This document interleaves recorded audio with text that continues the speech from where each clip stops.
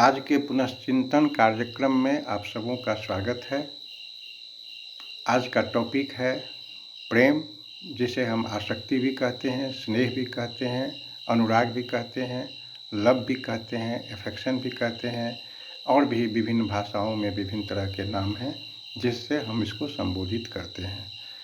तो आइए हम जानें कि इसमें क्या क्या प्रक्रियाएं होती हैं।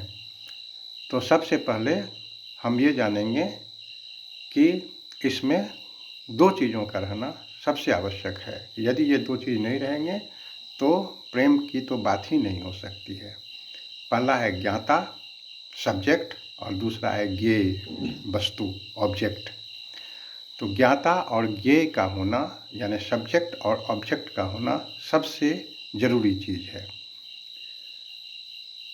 सभी सब्जेक्ट में, स्टिमुलस में या उद्दीपन में अनेकों गुण होते हैं, जिन गुणों को हमारा ज्ञानेंद्रिय अवशोषित करता है और हमारे चेतन ब्रेन को पहुंचाता है।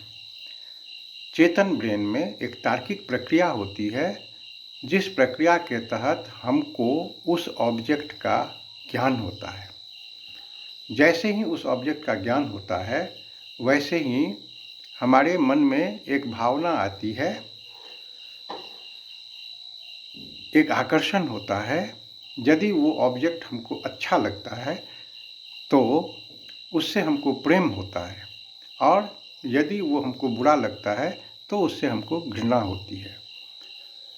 तो जो अच्छा लगता है उसे हम बार बार देखना चाहते हैं, समझना चाहते हैं, उसके नज़दीक जाना चाहते हैं। तो यही चाह जो है सो जब क्रियात्मक रूप में आ जाता है तो उसे हम लौकिक भाषा में प्रेम कहते हैं। तो प्रेम में हमारे मन की तीनों अवस्थाओं का काम होता है। कॉग्निटिव यानी ज्ञानात्मक, एफेक्टिव यानी भावात्मक, और इफेक्टिव यानी क्रियात्मक। रीजनिंग के माध्यम से हम उस वस्तु का ज्ञान प्राप्त कर लेते हैं, और ज्ञान प्राप्त करने के बाद भावात्मक अवस्था भी ब्रेन में ही उत्पन्न होता है, और क्रियात्मक में हम उसके संपर्क में आते हैं। इस प्रकार प्रेम की उत्पत्ति होती है। ये प्रेम दो प्रकार का होता है तो विभिन्न प्रकार का, लेकिन हम लोग दो प्रकार के स्थिति को जानेंगे।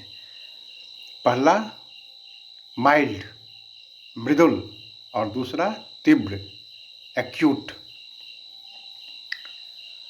तो माइल्ड लव या अफेक्शन जो है वो हमेशा सबों के मन में आता है, उत्पन्न होता है।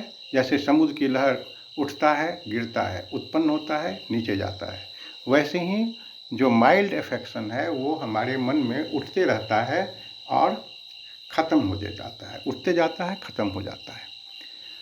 उसी में जब कोई ऑब्जेक्ट हमको इतना अधिक आकर्षित करता है, इतना अधिक अच्छा लगता है कि उसके बिना हम रह नहीं सकते हैं, बार बार उसी के पास पहुंचना चाहते हैं, तो यह जो प्रेम है वो तीव्र प्रेम है। तो दो प्रकार का हुआ, माइल्ड और एक्यूट।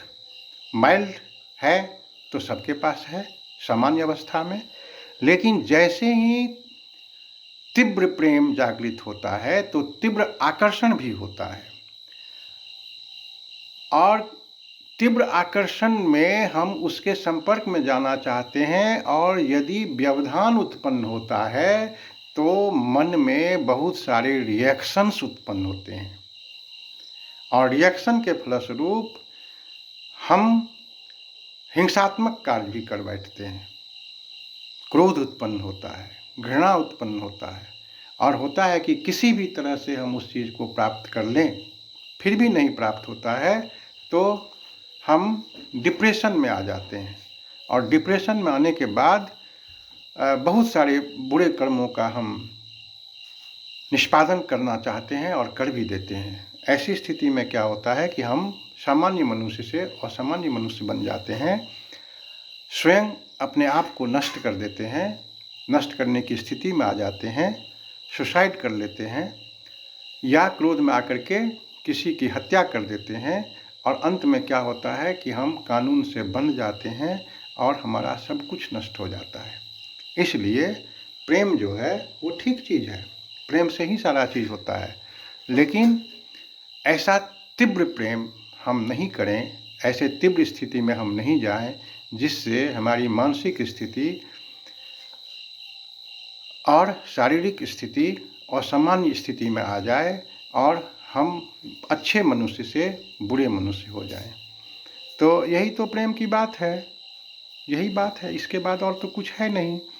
लेकिन हम जब समाज में आते हैं या बहुत सारे उपन्यास पढ़ते हैं, कल्पनात्मक ये वो, या बहुत सारे लोग जो हैं जो समझाते हैं, वो सब विभिन्न तरह के होते हैं, लेकिन इसमें मुख्य प्रक्रिया यही होती है और इसके अतिरिक्त कुछ नहीं होता है। तो आप इसको संक्षेप में समझिए, दूसरों को समझाइए। अच्छा लगता है तो